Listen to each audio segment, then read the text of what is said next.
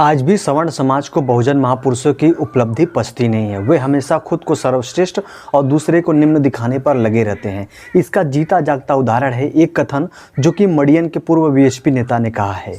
केवल यही नहीं बल्कि बहुत सारे सवर्ण नेता व टीचर व लोग हैं जो डॉक्टर अंबेडकर के उपलब्धियों को लेकर हमेशा से प्रश्न चिन्ह खड़ा करते आए हैं, जैसे कि उन्हें बर्दाश्त ही नहीं हो सकता कि कोई दलित इतना महान कार्य कर सकता है।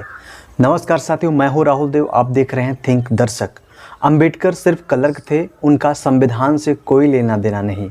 ये हमारा बयान नहीं है, ये मडियन के बीएचपी नेता का है। कई सवर्ण लोगों के मुंह से आप लोगों ने भी सुना होगा कि डॉक्टर अंबेडकर ने संविधान का एक पन्ना भी नहीं लिखा है, उन्होंने संविधान को नहीं बनाया है। तो सच क्या है, आज आपको इस वीडियो में पूरा पता चल जाएगा और इसका जवाब आपको मैं नहीं बल्कि बाबा साहब के परपोते श्री राजरत्न अंबेडकर जी खुद देंगे इस वीडियो में। आप इस वीडियो को पूरा अंत तक जरूर देखिएगा। विश्व के सभी मेरे साथियों को राजरत्न अंबेडकर की ओर से जय भीम, नमो बुद्धाय।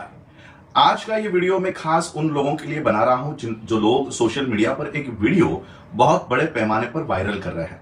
ये वीडियो किसी नवोदय स्कूल का है जहां पर कॉन्स्टिट्यूशन डे 26 नवंबर का प्रोग्राम वहां पर है और उस प्रोग्राम में कोई शिक्षक ये दावा कर रहे हैं कि बाबा साहब अंबेडकर जी ने संविधान का एक पन्ना भी नहीं लिखा है। तो ये वीडियो हमारे अनपढ़ लोग अगर फॉरवर्ड कर रहे होते तो शायद हम समझ सकते थे, लेकिन ये वीडियो पढ़े लिखे लोग भी बड़े पैमाने पर वायरल कर रहे हैं और उसके नीचे कुछ कमेंट लिखकर कह रहे हैं कि इसके ऊपर केस होनी चाहिए या इसको जेल में डालना चाहिए। तो मैं आज आप लोगों को इस जो उनका कहना है वो आपको बताने के लिए आया हूं और मैं आपको यह भी बताने के लिए आया हूं कि वो जो शिक्षक कह रहा है वो सच है। बाबा साहब अंबेडकर जी ने संविधान का एक भी पन्ना नहीं लिखा है। शायद आपको फिर शौक लगेगा। सही बात है, Baba Saheb Ambedkar ji was not the writer of constitution. वो राइटर नहीं थे, वो चीफ आर्किटेक्ट ऑफ कॉन्स्टिट्यूशन थे। बाबा साहब अंबेडकर संविधान लिखने वाले नहीं थे, वो रचेता थे, संविधान के रचेता थे। और जिन रायजादा की ये बात कर रहे हैं, संविधान पूरा निर्माण करने के बाद, पूरा संविधान निर्माण करने के बाद 2 साल 11 महीने 18 दिन तक लगातार इस संविधान को तैयार करने के बाद, निर्माण करने के बाद, एक कैलीग्राफी में एक्सपर्ट जो है, हैंडराइटिंग जिसकी अच्छी है, उसको हायर किया गया, पैसे देकर उसको हायर किया गया। और ये जो रायजादा जी है ये कैलीग्राफर है, उनकी हैंडराइटिंग के लिए वो संविधान जो बाबा साहब ने निर्माण किया था वो इनसे लिखवाया। इसलिए बाबा, ये जो शिक्षक कह रहे हैं कि बाबा साहब ने संविधान का एक पन्ना भी नहीं लिखा है, तो ये सही है। बाबा साहब संविधान का पन्ना लिखने नहीं, निर्माण करने के लिए ड्राफ्टिंग कमेटी में थे। बाबा साहब चेयरमैन थे। बाबा साहब अंबेडकर जी ने भारत के देश का संविधान निर्माण किया है। इसलिए बाबा साहब को राइटर ऑफ इंडियन कॉन्स्टिट्यूशन नहीं कहते, chief architect of Indian constitution कहते हैं। जैसे आज हम इस बिल्डिंग में मैं रहता हूं, इस बिल्डिंग का आर्किटेक्ट कोई अलग होता है और इस बिल्डिंग के ईंट रखने वाला, सीमेंट लगाने वाला, पेंट करने वाला, वायरिंग करने वाला अलग होता है।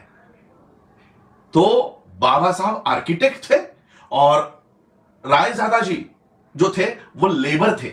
लेबर इन द सेंस, उनको ये संविधान जो पूरे ड्राफ्टिंग कमेटी ने, बाबा साहब अंबेडकर जी ने निर्माण किया है, वो लिखने के लिए इनको हायर किया गया था। अब दिक्कत यह है कि ब्राह्मणिकल सिस्टम, उनके पास अपना कोई महापुरुष नहीं है। उनके पास अपना कोई महापुरुष न होने की वजह से वो ऐसे भाड़े से लाए हुए महापुरुष लोगों के बीच में रुझाना चाहते हैं, उनको एस्टैब्लिश करना चाहते हैं। लेकिन भारत का इतिहास है, लोगों से छुपा नहीं है। सारा मटेरियल आपको ऑनलाइन अवेलेबल है।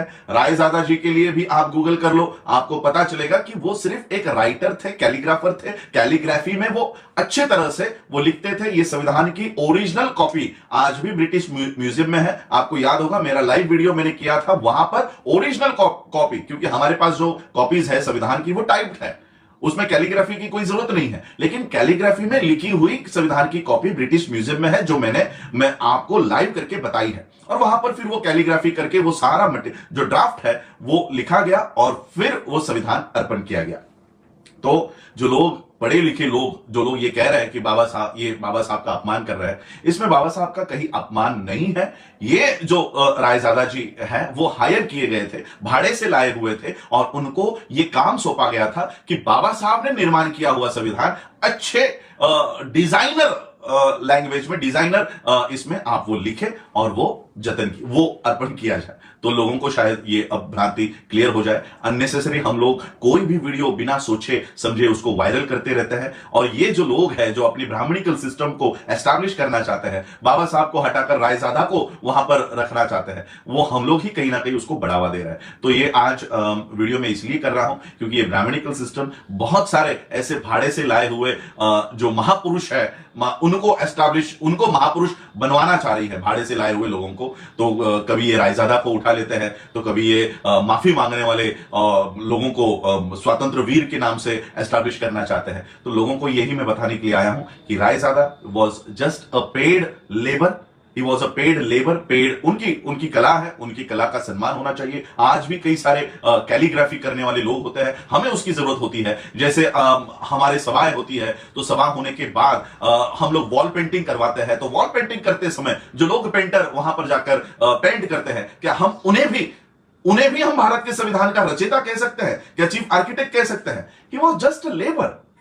रायजादा एक लेबर है और लेबर का उन्होंने अपना काम किया। उन्हें संविधान की जो आर्टिकल उन्होंने लिखे हैं वो उन्हें पता भी नहीं होगा कि वो क्या लिख रहे हैं, क्योंकि उतना नॉलेज, उतना प्रबुद्ध दिमाग उनके पास होना चाहिए। उनकी एक्सपर्टाइज सिर्फ लिखने की थी, कैलीग्राफी की थी, डिजाइनिंग अल्फाबेट्स लिखने की थी। तो वो उन्होंने उनका काम किया, उनको पैसा मिला, उन्होंने अपना काम किया। तो ये जो लोग हैं, ऐसे मानसिकता के लोग जो बच्चों में, मैं तो हमेशा कहता हूं कि अब ये नवोदय स्कूल है, सीबीएसई के स्कूल है, अब आपके कितने भी स्कूल है, ये सारी ब्राह्मणिकल सिस्टम के अंडर चली गई है, और इसलिए ये अब नया इतिहास लोगों को बताने की कोशिश कर रहे हैं। और इसलिए मैं हमेशा ये बताता रहता हूं कि जिस तरह से नवोदय स्कूल है, जिस तरह से अलग अलग स्कूल्स है, उस तरह से हमारी स्कूल्स होनी चाहिए, और जहां पर हम अपना सच्चा इतिहास लोगों को बता सके। तो आज मैं सिर्फ यही बात का खंडन करने के लिए आया था कि अगर अनपढ़ लोग इसको फॉरवर्ड कर रहे होते तो शायद मैं इसके ऊपर कभी ये विषय नहीं लेता, क्योंकि मेरे पास उतना समय भी नहीं है। और लेकिन ये विषय हमारे पढ़े लिखे लोग फॉरवर्ड कर रहे हैं। इस बात का मुझे दुख होता है कि हमारे पढ़े लिखे लोगों को भी इतिहास पता नहीं है चल रहा, वो छानबीन नहीं कर रहे और इसे फॉरवर्ड करते जा रहे हैं। और इसलिए मैं फिर से आपको कहना चाहता हूं कि बाबा साहब अंबेडकर राइटर नहीं है। पुलिस स्टेशन में एक अलग डिपार्टमेंट होता है, वहां पर एक अलग पोस्ट होती है राइटर की, और वो पोस्ट सबसे निचली, सबसे बेसिक पोस्ट होती है। वो एक क्लरिकल पोस्ट होती है राइटर की। वो राइटर का काम होता है कि जितने भी कंप्लेंट्स आई है उसको राइट करना है, लिखना है। लेकिन क्या वो राइटर कभी पुलिस डिपार्टमेंट का हेड के पोस्ट पे बैठता है? नहीं। बाबा साहब अंबेडकर डिपार्टमेंट के हेड है, चेयरमैन ऑफ ड्राफ्टिंग कमिटी है, और ये जो रायजादा जी है ये राइटर है। तो बाबा साहब अंबेडकर जी को हम ही कहीं ना कहीं राइटर के पोस्ट पर हमको नहीं लाना है। Baba Saheb Ambedkar was not the writer of Indian constitution, he was the chief architect of Indian constitution. और chief architect of Indian constitution ये 26 नवंबर 1949 के स्पीच में डॉक्टर राजेंद्र प्रसाद ने बाबा साहब को यह टाइटल दिया हुआ है। चीफ आर्किटेक्ट, संविधान के रचयिता बाबा साहब अंबेडकर है। तो आर्किटेक्ट को आप राइटर मत वहां पर पोस्ट पर मत लेके आओ। बाबा साहब आर्किटेक्ट है, chief architect, not only architect, chief architect of Indian constitution. तो यही बात मैं आप लोगों को क्लियर करने आया था। आप लोगों ने मुझे सुना, उसके लिए बहुत बहुत आभार, धन्यवाद। जय भीम, जय भारत, नमो बुद्धाय।